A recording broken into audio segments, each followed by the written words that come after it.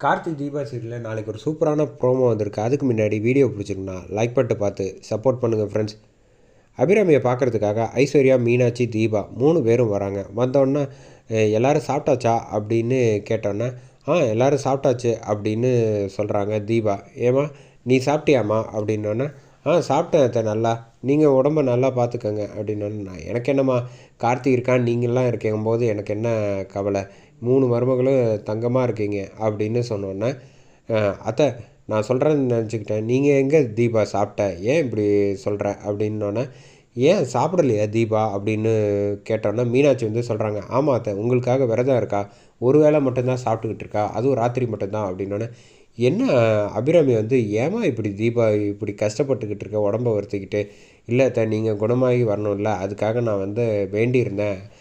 நீங்கள் நல்லபடி ஆகிட்டீங்கல்ல அதுக்காக நான் வேண்டினது எல்லாத்தையும் செய்யணுமா இல்லையா அப்படின்னோடனே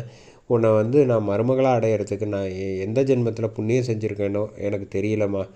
உன்னோட வந்து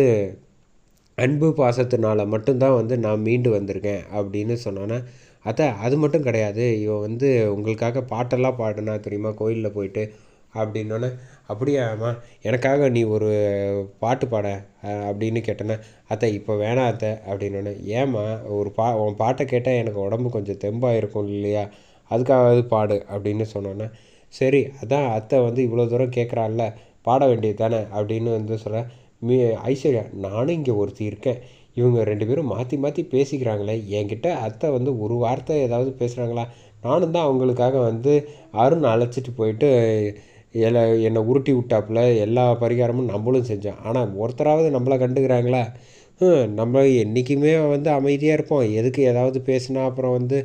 வம்பு வரும், நம்ம பேசாமே இருப்போம் அப்படின்னு ஐஸ்வர்யா நினைக்கிறாங்க. தீபா பாட்டு பாடலாமான்ட்டு ஸ்டார்ட் பண்ண போகிறாங்க. அதோட இந்த ப்ரோமோ முடியுது.